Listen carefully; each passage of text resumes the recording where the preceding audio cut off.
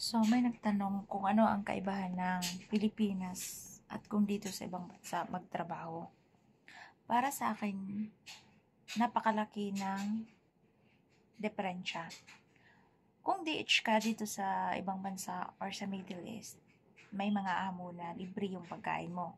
Actually, libre talaga. May mga amo din hindi.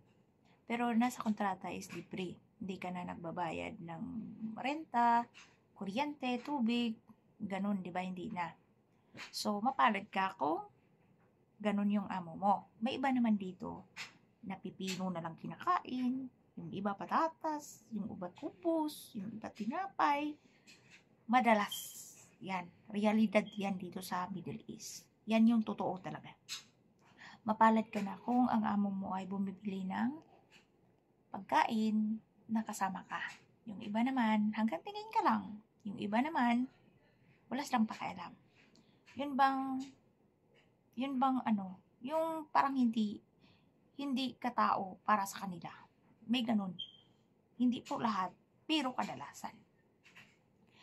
Ang pagkaiba ng Pilipinas at nandito ka sa ibang bansa ay buo yung sahod mo. Sa Pilipinas naman, mahal ang bilihin. Kung maliit lang ang sahod, nagbabayad ka ng renta. Kung nasa Maynila ka nagtrabaho, nagbabayad ka ng renta. Nagbabayad ka ng mga bills. Dito sa ibang bansa is hindi ka na nagbayad ng bills, except lang sa internet. 'Di ba? Yun na nga ang sabi ko is, kung libre ka dito sa pagkain, lalo na kung DH ka, may amo dito na abundance ka sa pagkain, yung ganon. Swerte mo nun. So, kaya yung iba, nagtatagal dito sa ibang bansa dahil nakakaipon sila. Bukod sa wala silang binabayaran na bills, buo yung napapadala natin sa Pilipinas. Yun yung kaibahan. Sa Pilipinas kasi maliit ng sahod, tapos ang mahal ng bilihin. Magkano lang yung 8 hours sa Pilipinas? Ipaglagay natin 600 plus siguro ngayon. So, kung equivalent mo yun, magkano ang matitira sa'yo? Bibili ka pa ng bigas. Magkano kilo ng bigas? Magkano ng gulay nga lang? Sobrang mahal.